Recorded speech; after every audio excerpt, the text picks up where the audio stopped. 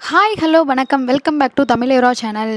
இப்போ 2வது ப்ரோமோவில் வந்தது பார்த்தீங்க அப்படின்னா நம்ம ரவீனாவோட சிஸ்டருக்கும் பிரதருக்கும் ரவீனாவுக்கும் தான் ஆப்பு வச்சதாக நினச்சிட்டு இருக்காங்க. ஆனால் இது பிக் பாஸுக்கு வச்ச பெரிய ஒரு ஆப்பு அப்படின்னு தான் சொல்லலாம். ஸோ அது என்ன அப்படின்றத இந்த வீடியோவில் நம்ம பார்ப்போம்.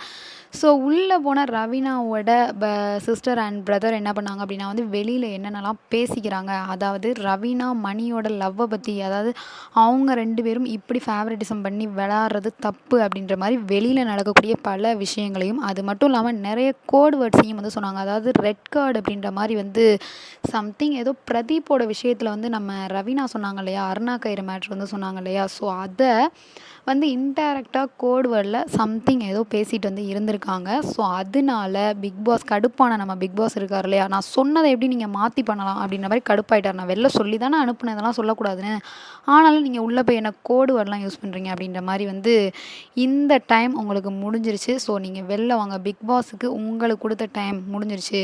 இங்கே நிறைய கோட் வேர்ட்ஸ் அண்ட் வெளி உலக பேச்சு எல்லாத்தையும் என்ன நடக்குது அப்படின்றத நீங்கள் சொன்னனால உங்கள் டைம் முடிஞ்சிருச்சு அப்படின்னு சொன்னோன்னே நம்ம ரவீனா சின்ன பிள்ளை மாதிரி கதறி கதறி அழுக ஆரம்பிச்சிட்டாங்க. அதோட பாய் சொல்லிவிட்டு அவங்களும் கிளம்பிட்டாங்க. ஸோ என்னடா மாயா பூர்ணிமா செஞ்ச செய்கைகள், அதுக்கப்புறம் நிக்ஷன் பண்ணதுக்கெலாம் உள்ளே எல்லாருமே உங்களோட பிக் ஃபேன் சொல்கிறாங்களே என்ன அப்படின்னு பார்த்தா இது பிக் பாஸோட வேலை அப்படின்றது இப்போ தான் தெரியுது.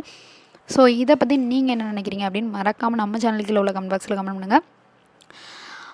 Okay bye bye. உங்களிடம் இந்த விடைபெறுவது உங்கள் கனகராஜ்.